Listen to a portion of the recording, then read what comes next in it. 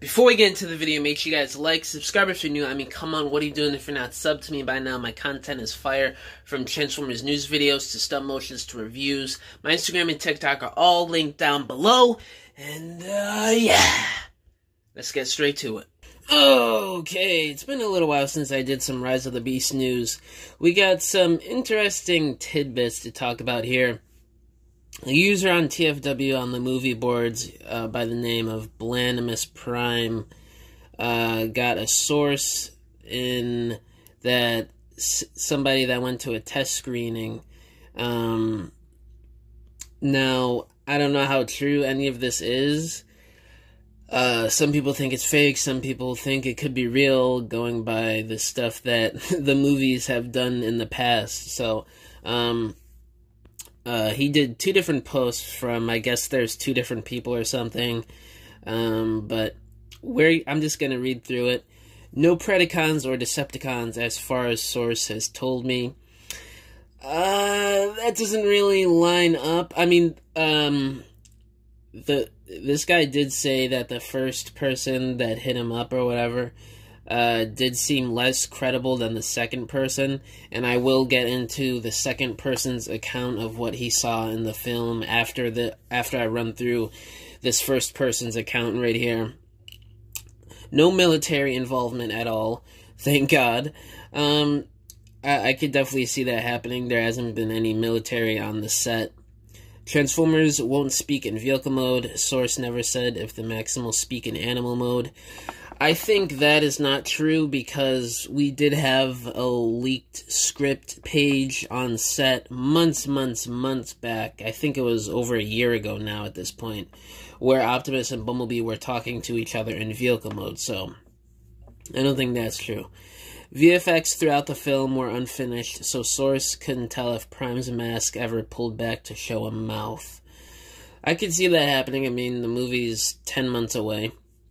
Optimus Prime will start the movie as being distrustful / all love. What the hell is what the? I don't know what that is, but being distrustful of humans, but will learn to care for them and become a protector during the film. That seems to be sort of what we already know from what Stephen Caple Jr., the director of the film, has mentioned, and from other more credible leaks. Bumblebee is underutilized in Source's opinion, but highlight... Yeah, that seems about true, considering the rumors about him possibly dying midway through the movie and stuff, so... Mirage is a human friend of the film, meets Noah, reminded Source of Sam and B. Yeah, it seems like with this source right here, you know, they're sort of combining things that we already pretty much know that's confirmed, that's been leaked for months and over a year now, and combining new things that may be plausible but also sort of stupid at the same time because of some of the things that have happened before in the Bayverse films. But, I don't know. It has been implied a relationship between RC and Wheeljack, and there are sexual jokes that are weird and random. Now, that sounds absolutely ridiculous to me and so pointless and just unnecessary. I could really see that going either way. I mean,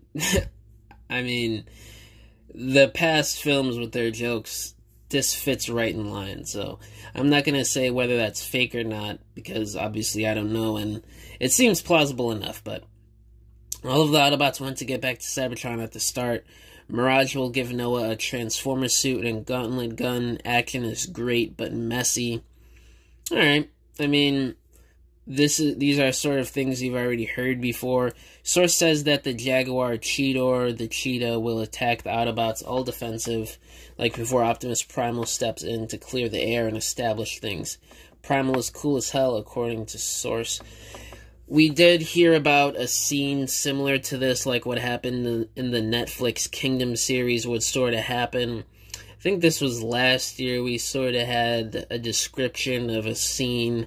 We just didn't know really what it was about. Now, this seems plausible right here that it could be Tudor, or it could be Primal or Rhinox, honestly. Either three of them I could see. The bird Air Razor is attacked by the Terracons and hacked, turns evil. Now, this is our first time hearing about this. I could see this happening. That would be a cool idea. We could have a Nemesis Air Razor repaint, which would be funny and pretty cool at the same time. There are 4 main villains, according to source, the 3 Terracons and Unicron. We did hear that the Terracons might be associated with Unicron last year. We just don't know how, and there have been rumors that the Bayverse characters reformatted and stuff. We just don't know. We just keep hearing rumors about this. When asked about Rhinox, he says he's alright, which, damn, my boy Rhinox might be getting shafted. The Terracons will firmly beat the ass out of Optimus, in Source's words. Optimus kind of sucks in this. I mean, like, I could see that towards the beginning to sort of show how powerful Scourge and the Terracons are. Who knows? Heroes go to Peru via a cargo plane transformer to look for part of a key. Now, whether this is for Vector Sigma or maybe even a Cyber Planet key, we don't know. The Scourge, the main Terracon of the 3, activates a beam in the sky, which more enemies come out of. Maximals and Autobots fight and defeat them. Sounds kind of bland. I mean, we've already had that in Dark of the Moon, and yeah, I just sort of had that in the Last Night, and yeah.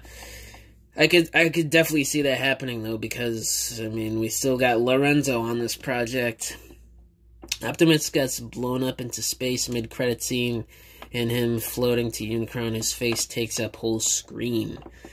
Now, considering we know that Unicron may be alluded to in this film, I could see them maybe doing something like this to sort of stir up the fandom, to sort of maybe excite people for a sequel, if this movie is good.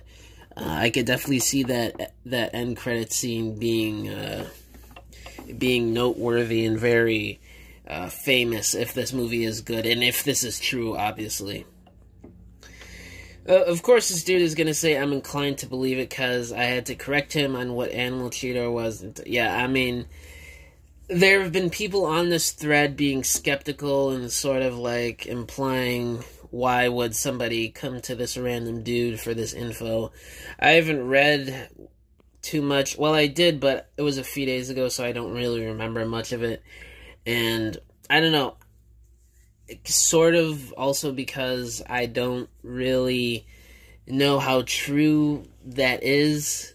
So, but there is another account that that somebody messaged him about, a different person. So this person seems a bit more believable, and he's more of a fan of Transformers. It says here, the cargo ship is Stratosphere. Our cut had him voiced by John DiMaggio with a Scotsman voice. We did hear that there's going to be a plane that may or may not be a Transformer in the film. The only other voice I could recognize was the actor who voiced RC, and Prime did the voice in this movie too. I think there might have been a rumor beforehand that the Prime RC voice actress might be coming back. There was one Decepticon at the beginning. He was a generic no-name, but he turned into a bus. Prime kills him in the beginning to give you that bot versus con feel. I don't remember a bus being on set. Correct me if I'm wrong, but I don't know how true that could be. There are no true Predacons, only a bunch of Scorponox, but they don't do anything other than be Scorpions. Now, Stephen Caple Jr., the director, did say they would be more reptile-like, the Predacons, so I don't think this is true. Yeah, I don't know. And if it is true, they're obviously copying the whole Kingdom Scorponok army building type thing. The Wheeljack head change is unfortunately true. He has a generic Autobot face with big dorky glasses, not like Q's. I could see that going either way. I don't really... it would still be in character of Wheeljack you know, because he's the scientist, or not scientist, he's the inventor, and, you know, he's smart and stuff like that. So, I mean, me personally, I wouldn't mind if that's true, but I know a lot of people would much prefer if he just had his Bumblebee movie head. The designs I saw were original. They were larger than your average Transformer, about the Scorponok army. I then asked if that's why G1 Scorp is in the die-cast metal set. Yeah, everyone is counted for in that set except Nightbird and RC. This doesn't mean Sound Blaster and the Seekers are in the movie. Not everyone in the set is in the movie, but everyone in the movie is in the set. Okay, so I didn't do a video about this, but there was a mini, like a very mini action figure set for the Transformers that they've been doing at Walmart, and somebody noticed that it had pretty much almost the whole Rise of the Beast cast, and yeah, I don't know. I could sort of see this being true, but then again, like I said earlier, Stephen Caple Jr. said the Predacons would be more reptile in nature, so this is a bit conflicting to me. The basic plot synopsis is that the Autobots and Terracons are fighting over these transwarp keys. The Autobots want them to take them home, while the Terracons want them to bring Unicron to Earth. I can see that happening. There will be time travel involved here from the Maximals, from what we know. And then there's some messages here. Funny thing, Airazor mentions they are from their future, but as well as their past, but that is never mentioned ever again. She goes on to say that they are from Beast Planet that was destroyed when the Terracons summoned Unicron to devour it. And then the guy writes back, a Beast Planet, alright, I guess. I can only assume she means that, like, they came from the future, to the past of planet Earth and just chilled out until now. This being from both the future and the past, like OG Beast Wars. Yeah. I don't know, it seems like a dumb enough script mistake for that to happen in one of these movies, but I'm really trying to have hope, because it's a new director, new writers, and with how Bumblebee turned out, we just don't know at this point. It says here, no military like the other guy, just suburban kids and robots. Airazor and Primal do most of the talking. Airazor is kind and wise Maximal, who is used to becoming exposition for our heroes. As I'm rereading these details, I think what happened here is there might have been a person here that went to a test screening, and there might have been real details in this, but also made up details, or this is just something these people are making up, and they're using stuff we already know that is more or less confirmed at this point, and mixing it in with stuff that seem like would be true, but also seem like would be ridiculous enough to be in the Bayverse films. I don't know. This was just a fun video. I wanted to talk about this because A, I haven't reported on Rise of the Beast stuff in a while, and B, this could seem like a plausible type thing, and there have been stuff in the past with these movies where people come onto the boards and claim they have a source, and then people bash them, and they say it's not true and stuff, so...